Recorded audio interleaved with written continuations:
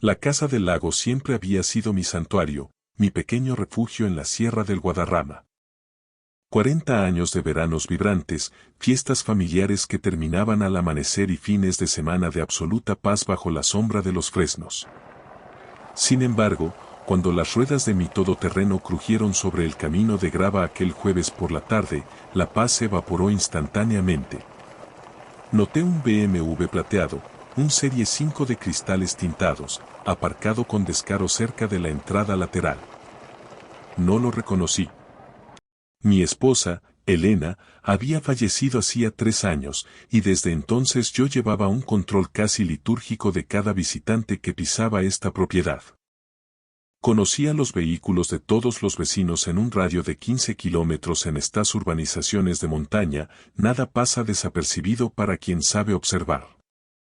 Había conducido desde mi piso en el barrio de Salamanca, en Madrid, para reunirme con un contratista y cerrar el presupuesto para la sustitución del pantalán.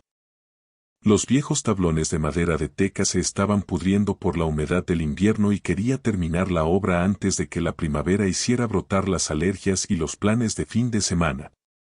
Alejandro García, el contratista, debía reunirse conmigo a las 14. Eran las 13:45. Mi puntualidad británica, forjada en décadas de litigios y juntas de accionistas, me había hecho llegar antes. Aparqué mi coche bloqueando ligeramente el BMW y bajé. El aire de abril en la sierra era fresco, impregnado del olor a resina de pino y de la tierra húmeda que empezaba a despertar tras el letargo invernal. Los pájaros cantaban en algún lugar entre las copas de los árboles, ajenos a mi creciente inquietud. Todo parecía tranquilo, bajo una normalidad aparente que ocultaba la tormenta que estaba a punto de cambiar mi vida por completo. Mientras caminaba hacia la puerta principal, el silencio del bosque fue roto por un sonido que me heló la sangre. Risas. La risa cristalina de una mujer, seguida por el barítono de una voz masculina desconocida. Los sonidos emanaban directamente del interior de mi casa. Me detuve en seco, como si hubiera pisado una trampa para lobos. Mi mano, por puro instinto profesional, ya buscaba el móvil para llamar a la Guardia Civil, pero mis dedos se congelaron al reconocer la risa femenina. Era una melodía que había escuchado cientos de veces en los últimos 8 años. En las cenas de Nochebuena, en las vacaciones en Marbella y en cada cumpleaños de mis nietos. Era mi nuera, Victoria. Mi hijo, David, y ella llevaban 8 años casados y, a ojos de todo el mundo, eran la pareja perfecta. Tenían 2 hijos maravillosos, mis nietos. Emma, que ya empezaba a leer, y el pequeño Miguel. David trabajaba como ingeniero jefe en una tecnológica en Valencia y, debido a su cargo, viajaba con una frecuencia extenuante. De hecho, yo sabía con absoluta certeza que esa semana se encontraba en Barcelona para un congreso internacional de software. Me había llamado hacía apenas 2 días desde el hotel para preguntarme por mi tensión arterial. Entonces, ¿qué hacía Victoria en mi refugio privado con un extraño mientras mi hijo estaba a 600 kilómetros de distancia? Me quedé petrificado en el camino, tratando de procesar la disonancia cognitiva. Quizá me equivocaba. Quizá era la televisión encendida. Quizá había traído a los niños para darles una sorpresa, aunque no alcanzaba a comprender por qué lo haría sin avisarme y usando su propia llave. Después de todo, legalmente, esta seguía siendo mi propiedad exclusiva. Caminé en silencio, rodeando la estructura de piedra hasta la ventana lateral del salón y miré hacia adentro con el pulso acelerado. Lo que vi hizo que se me encogiera el corazón y que años de cinismo profesional no sirvieran de nada. Victoria estaba sentada en mi sofá de cuero italiano. El sofá favorito de mi mujer, donde Elena solía devorar novelas de misterio en las tardes de agosto. Y no estaba sola. Un hombre al que nunca había visto, de unos 40 años y aspecto cuidado, estaba sentado a su lado, invadiendo su espacio personal. Tenía el brazo sobre sus hombros con una confianza que me resultó repugnante. Mientras observaba, él se inclinó con parsimonia y le besó el cuello. Ella, lejos de apartarse, echó la cabeza hacia atrás con abandono y volvió a reír. Esa misma risa que había oído desde el camino de grava. Sentí una oleada de náuseas, un rechazo físico que me revolvió el estómago. Esta era la mujer a la que mi hijo adoraba, la madre que criaba a mis nietos, y estaba aquí, profanando mi hogar con un extraño. Por un momento, perdí la capacidad de moverme. Me quedé allí parado, mirando por el cristal como si fuera un intruso en mi propia vida, un fantasma observando la traición en directo. El hombre murmuró algo que no pude distinguir a través del doble acristalamiento y Victoria rió de nuevo, un sonido que ahora me parecía estridente y falso. Ella estiró la mano y le acarició la mejilla con un gesto de una intimidad tan natural que me dolió más que el beso. Claramente, no era un encuentro fortuito ni la primera vez que compartían ese espacio. De repente, el móvil me vibró con fuerza en el bolsillo de la americana. Era Alejandro, el contratista, enviándome un WhatsApp para avisarme de que el tráfico en la A6 lo retrasaría 15 minutos. No respondí, mis dedos no obedecían. Tenía que tomar una decisión de forma inminente. Podía enfrentarme a ellos ahora mismo. Podía irrumpir por la puerta principal, hacer valer mi derecho de propiedad y exigir una explicación a gritos. Podía humillar a ese hombre y echarlo de mi casa a empujones. Eso es lo que mis instintos primarios, los de un padre herido, me dictaban. Pero yo tenía 63 años y llevaba 40 ejerciendo como abogado corporativo en casos de alta volatilidad antes de jubilarme. Había visto demasiados naufragios en salas de vistas para no saber que actuar bajo un secuestro emocional rara vez conduce a una victoria jurídica o personal. En el derecho, como en la vida, las pruebas mandan. La documentación es el único lenguaje que entienden los jueces. El timín lo es todo. Me alejé de la ventana con la cautela de un cazador. Caminé en silencio de vuelta a mi todoterreno y tomé la decisión que definiría el resto de esta historia. Iba a manejar esto como el profesional que siempre fui. Conduje de vuelta por la carretera unos 400 metros, hasta que encontré un pequeño recodo oculto por la vegetación y los robles. Me quedé allí sentado unos 10 minutos, respirando hondo, dejando que la adrenalina se asentara para que la lógica tomara el control. Me temblaban las manos sobre el volante de cuero, pero mi mente estaba empezando a funcionar con la lucidez de quien prepara un cierre de ejercicio. Primero, necesitaba evidencias. Pruebas reales, irrefutables y con sello de tiempo, cualquier cosa que no permitiera a Victoria construir una narrativa de malentendido. Busqué en la guantera y saqué la pequeña cámara digital de alta resolución que siempre guardaba allí para peritar daños en fincas para los seguros. Viejas costumbres de mi carrera legal. Documéntalo todo, incluso lo que creas que nunca olvidarás. Bajé del coche y regresé hacia la casa internándome en el bosque, evitando el camino principal. Había un antiguo sendero, casi borrado por la maleza, que Elena y yo solíamos recorrer en nuestros paseos matutinos. Salía cerca de la parte trasera de la parcela, justo detrás del cobertizo donde guardaba las herramientas de jardín y la leña. Desde ese ángulo, tenía una vista perfecta y elevada del porche trasero y de los grandes ventanales que daban al lago. Me moví con una lentitud calculada, midiendo cada paso para no quebrar ninguna rama seca. Una parte de mí, la más racional, se sentía ridícula arrastrándose entre los pinos como un detective de novela barata. Pero la parte que buscaba justicia para David sabía que este era el único camino. Cuando alcancé el parapeto del cobertizo, la vista del salón era meridiana.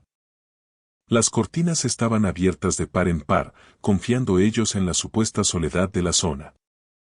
A través de los cristales, vi que se habían movido del sofá. Ahora estaban de pie junto a la isla de mármol de la cocina.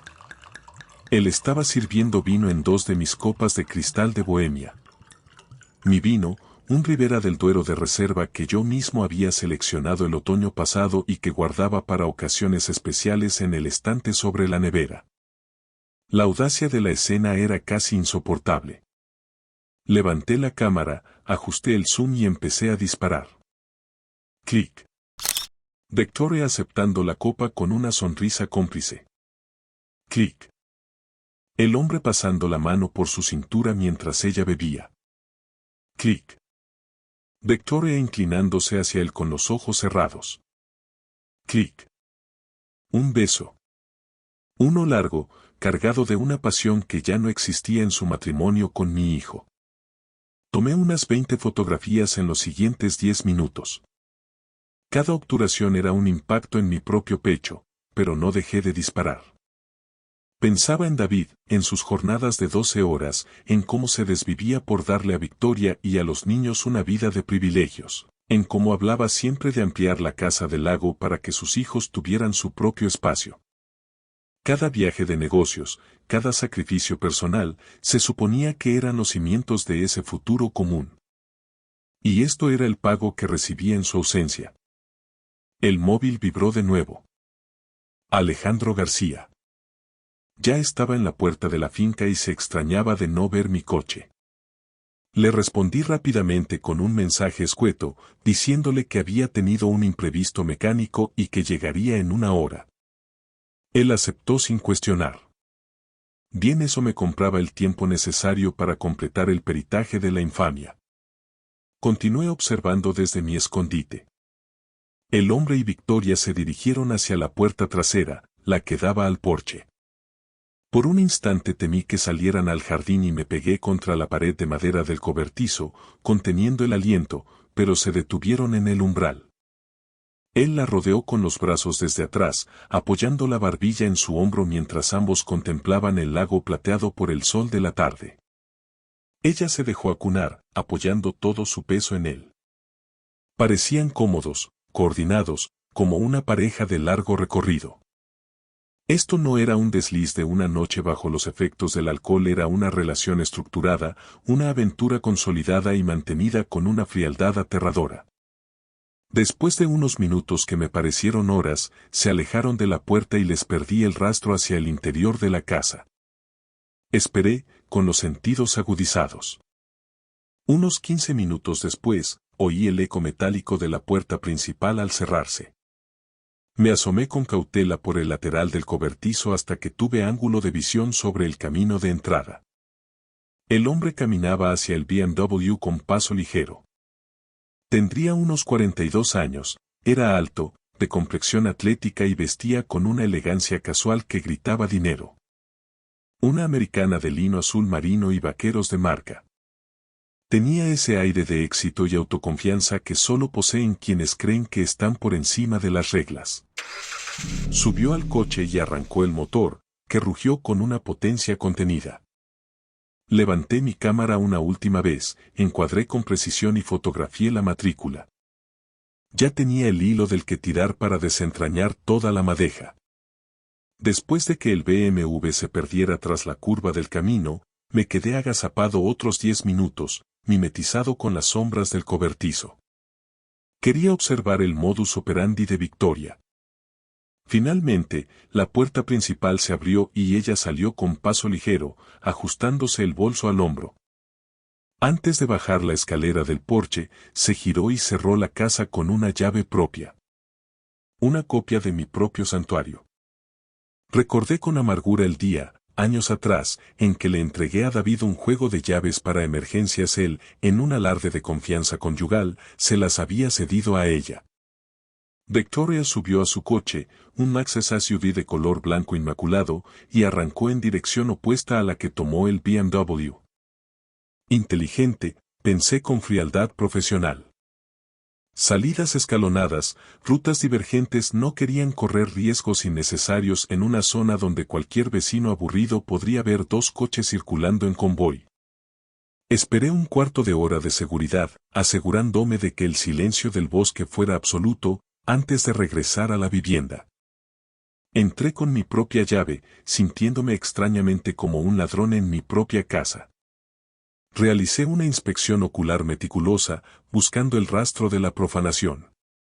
Las copas de vino de Bohemia estaban lavadas, secas y colocadas en su estante exacto. Los cojines del sofá de cuero habían sido alisados para borrar cualquier hundimiento del atador. Si no lo hubiera presenciado con mis propios ojos, jamás habría sospechado que aquel salón había sido el escenario de una traición apenas 20 minutos antes. Era cuidadosa, meticulosa, poseía la sangre fría de quien lleva tiempo perfeccionando una mentira. ¿Cuánto tiempo llevaba esta farsa en marcha? Caminé por el pasillo buscando más evidencias. Al llegar al dormitorio principal, el aire me faltó. La cama estaba hecha, sí, pero no con la precisión militar con la que yo suelo dejarla. Las almohadas estaban en posiciones ligeramente alteradas, y en el edredón de lino se apreciaba una sutil hendidura, un fantasma de calor que no me pertenecía. Me quedé en el umbral de ese dormitorio, el cuarto donde Elena y yo habíamos compartido 40 años de confidencias y sueños, y sentí que una rabia sorda crecía dentro de mí, una hidra que amenazaba con devorar mi templanza. No era solo la deslealtad hacia mi hijo, era la violación flagrante de mi hogar, de mis recuerdos más íntimos, de la memoria de mi difunta esposa. Victoria había convertido mi lugar sagrado en un motel de paso para su adulterio. Respiré hondo, utilizando las técnicas de control que tantas veces me sirvieron en los tribunales. La ira ciega no ayudaría a David, solo un plan maestro y pruebas irrefutables lo harían. Cuando Alejandro García llegó finalmente, me reuní con él en el exterior. Hablamos del pantalán, discutimos sobre la madera de Iroko, los plazos de entrega y los costes de mano de obra. Mantuve mi máscara de cliente interesado, analizando presupuestos mientras mi mente tejía una red de espionaje. Necesitaba que, hacia el exterior, la normalidad fuera absoluta. Una vez que Alejandro se marchó, me senté a la mesa de madera maciza de la cocina con un bloc de notas legal y una estilográfica. Esto era lo que mejor se me daba. Armar un caso desde cero, desglosar los hechos, identificar las debilidades del adversario y planificar una estrategia de asalto. La primera incógnita del sumario era la identidad del cómplice. Tenía su matrícula grabada en la cámara. Afortunadamente, mi carrera me había dejado una agenda de contactos que eran auténticos sabuesos. Cogí el teléfono y llamé a Francisco Paco Pedrosa. Paco y yo éramos viejos conocidos de las trincheras del derecho mercantil y penal. Durante décadas, él había dirigido una de las agencias de investigación privada más discretas de Madrid. Me había ayudado en auditorías forenses, localización de activos en paraísos fiscales y verificaciones de antecedentes para fusiones de alto riesgo. Era un hombre minucioso, profesional y, sobre todo, una tumba exactamente el perfil que requería esta tragedia familiar. Le dije que necesitaba la filiación completa de una matrícula. No hizo preguntas innecesarias. Paco sabía que, si yo llamaba personalmente, era porque el asunto quemaba. Me devolvió la llamada 2 horas después, mientras yo observaba el atardecer sobre el lago con una copa de coñac que no llegué a beber. El BMW estaba a nombre de un tal Borja Villalba, de 42 años, residente en una de las urbanizaciones más exclusivas de Pozuelo de Alarcón. Casado, con 2 hijos en edad escolar. Trabajaba como asesor financiero senior en una prestigiosa firma de inversión de la calle Serrano. Casado. Él también tenía una familia que traicionar. La infamia tenía capas de cebolla. Paco continuó con el perfil. Villalba llevaba 15 años en su firma gestionando carteras de clientes de altísimo patrimonio. Su esposa se llamaba Leticia y llevaban 14 años de matrimonio aparentemente sólido. Le pregunté a Paco cuánto tiempo estimaba que podría llevar esta operación. Él, con su voz rasposa, fue directo. Para presentar un caso de divorcio o custodia devastador en España, necesitaba registros telefónicos, rastreo de tarjetas de crédito y vigilancia de campo. Requeriría tiempo y, sobre todo, fondos. Le di carta blanca. El dinero era el menor de mis problemas, lo que estaba en juego era el patrimonio emocional y financiero de mi hijo. Durante las 2 semanas siguientes, Paco recopiló un expediente que haría temblar a cualquier bufete de la capital. Lo que descubrió fue mucho más oscuro de lo que mi imaginación me permitía vislumbrar. La aventura no era un desliz reciente, llevaba en marcha al menos 18 meses. Paco desenterró facturas de hoteles boutique en la Costa del Sol, cargos en restaurantes de lujo con estrella Michelin e incluso un viaje de fin de semana a Sevilla. Victoria le había jurado a David que era una escapada terapéutica con sus antiguas amigas de la Universidad de Valencia. En realidad, se había pasado 3 días encerrada en una suite del Hotel Alfonso XIII con Borja Villalba.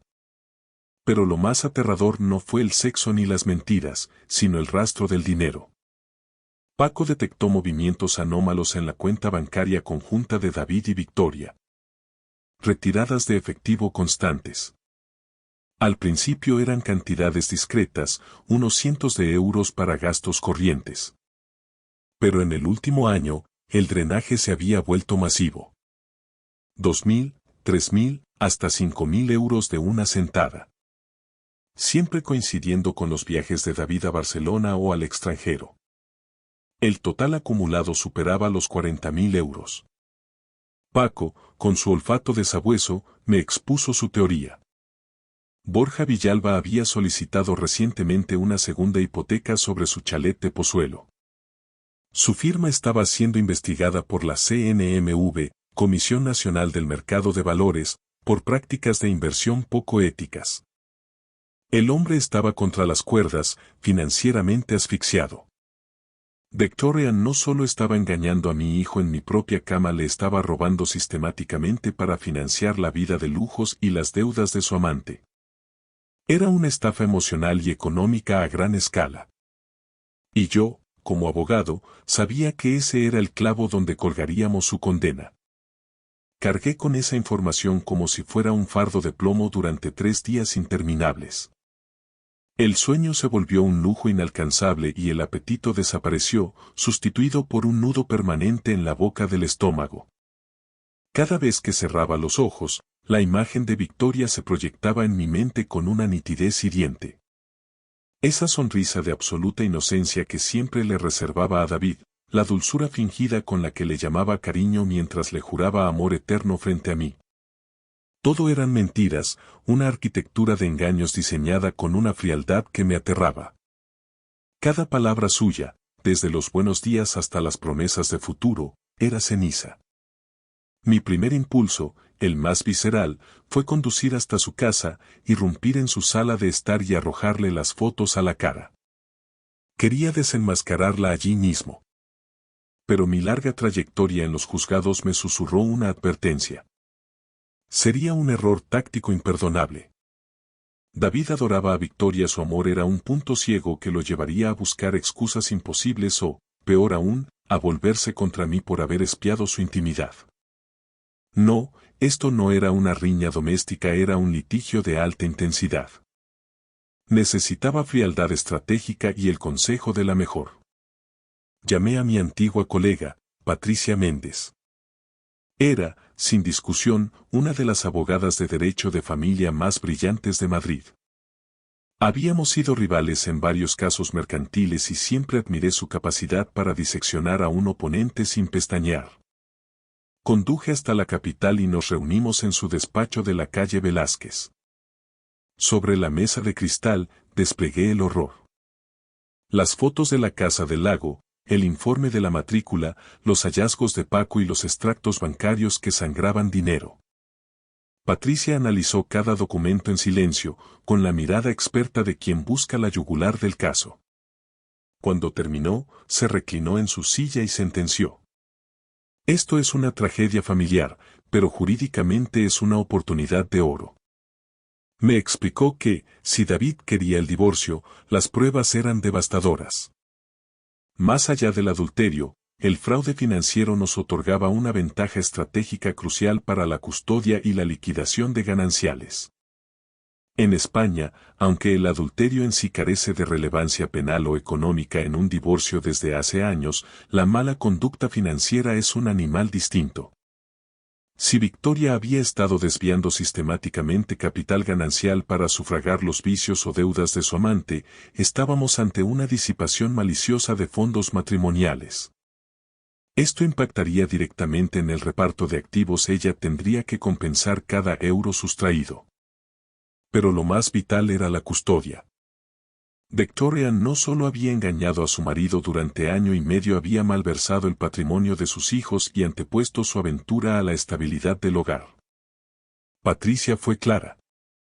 Usaremos esto para demostrar que el entorno de la madre es inestable y que David debe ostentar la custodia compartida o incluso la exclusiva, según cómo movamos las fichas. Sin embargo, Patricia me advirtió que el timín era una cuestión de vida o muerte. Debíamos blindar las cuentas de David, preparar la demanda y tener todo el arsenal listo antes de que Victoria olfateara el peligro y empezara a destruir pruebas o a vaciar las cuentas restantes. Tienes que hablar con tu hijo hoy mismo, concluyó. Fue la conversación más dolorosa de toda mi existencia. Llamé a David y, con una voz que intenté mantener firme, le pedí que viniera a mi despacho en Madrid un sábado por la mañana. Él detectó la urgencia y llegó con el rostro marcado por la preocupación. Lo senté frente a mí en ese despacho donde yo había ganado 1000 batallas legales, el lugar donde siempre me sentí invulnerable. Pero esta vez, las palabras se me atascaban en la garganta. ¿Cómo le arrancas la venda de los ojos a tu propio hijo? ¿Cómo le explicas que su vida es un decorado de cartón piedra? Empecé por el principio. La visita inesperada a la casa del lago, las risas, la silueta tras el cristal. David se quedó lívido, casi gris. Empezó a negar con la cabeza, un gesto mecánico de defensa. No, papá, te has confundido. Victoria estaba con las niñas. Eso es imposible. Entonces, sin decir palabra, le deslicé las fotografías sobre el escritorio. Vi cómo sus ojos recorrían las imágenes y cómo sus manos empezaban a temblar de forma violenta. Presencié cómo el corazón de mi hijo se hacía añicos en tiempo real, y ese dolor me desgarró más que cualquier derrota profesional. Cuando por fin rompió el silencio, su voz era un hilo quebrado. ¿Desde cuándo? Le detallé el informe de Paco. Los 18 meses de traición, los hoteles de lujo, la farsa de Sevilla, la identidad de Borja Villalba y su inminente ruina financiera. Y luego le solté el golpe de gracia. El dinero. David me miró como si le hubiera hundido un puñal hasta la empuñadura. 40.000 euros, repetía una y otra vez, con la mirada perdida en los registros bancarios que demostraban cómo Victoria coordinaba los robos con sus viajes de trabajo. David se levantó bruscamente y se acercó al ventanal que daba al jardín donde él había crecido, el mismo césped donde aprendió a jugar al fútbol y donde, años atrás, presentó a Victoria ante su madre con orgullo. Finalmente, se volvió hacia mí con los ojos inyectados en sangre. ¿Qué hago ahora, papá? Le hablé de Patricia, de la hoja de ruta legal y de cómo íbamos a proteger su patrimonio y el futuro de Emma y Miguel. David asintió con una pesadez infinita, parecía haber envejecido una década en 60 minutos. Quiero hablar con ella, dijo con una determinación amarga, necesito que me lo diga a la cara. Comprendí su necesidad, pero le impuse una condición de abogado. Debía esperar una semana más. Necesitábamos asegurar el capital restante y documentar el estado de cada activo antes de que ella pudiera mover un solo céntimo por despecho. David, que siempre había confiado en mi instinto, aceptó el suplicio del silencio. Durante la semana siguiente, Patricia y yo trabajamos a un ritmo frenético. Solicitamos extractos históricos, bloqueamos preventivamente fondos de inversión y armamos un expediente de un volumen intimidante.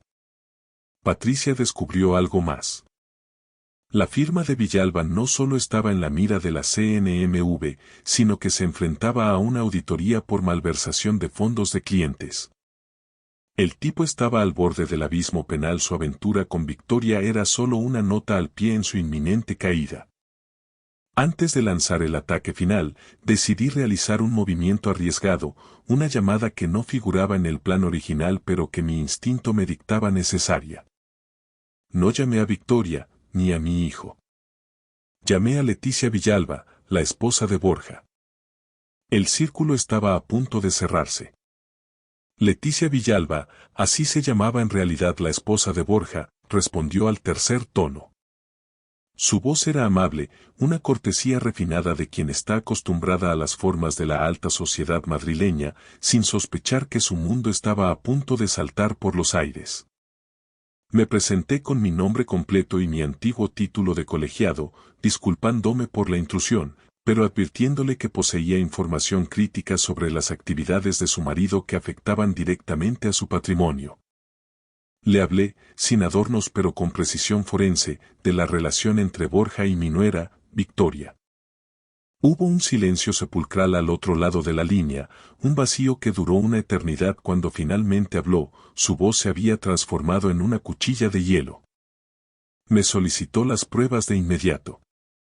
Le envié una selección digital de las fotografías más explícitas de la Casa del Lago y los recibos de los hoteles que Paco había rastreado. Me devolvió la llamada 2 horas después. Su voz temblaba, víctima de un shock contenido, pero sus palabras fueron de agradecimiento.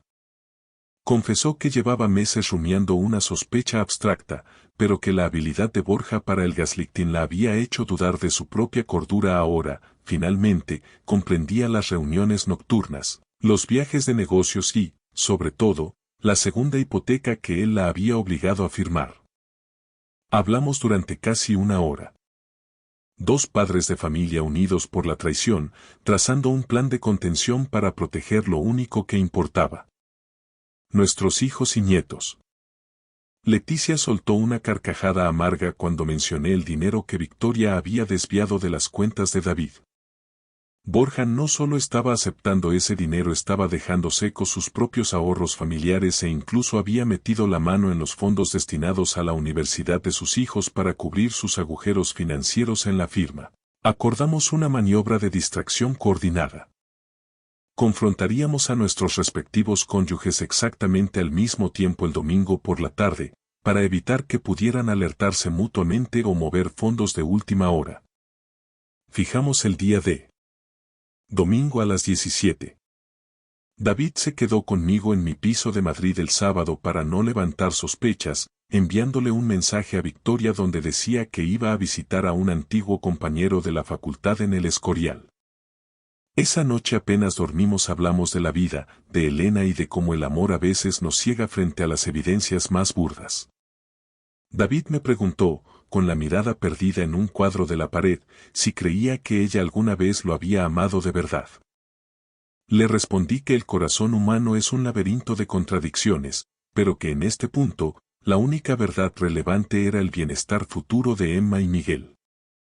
El domingo, puntual como un reloj, Patricia Méndez llegó al chalet de David en Pozuelo de Alarcón. Victoria apareció a las 17:30 con los niños, regresando de un parque. Tras un beso mecánico a sus hijos, David les pidió con suavidad que subieran a la sala de juegos. Una vez que el silencio se instaló en el salón, David la invitó a sentarse en el sofá, el escenario de tantas mentiras, y, con una calma que me llenó de orgullo, le expuso todo el sumario. El encuentro en la Casa del Lago, las fotografías, la identidad de Borja y el rastro de la malversación de los 40.000 euros. Victoria se quedó lívida, pero su primera reacción fue el ataque. Empezó a negarlo todo con una vehemencia teatral, pero cuando David mencionó el desglose bancario, su máscara se rompió. Se puso agresiva, sus rasgos se afilaron y me acusó a mí de ser un viejo amargado que la espiaba para poner a su marido en su contra.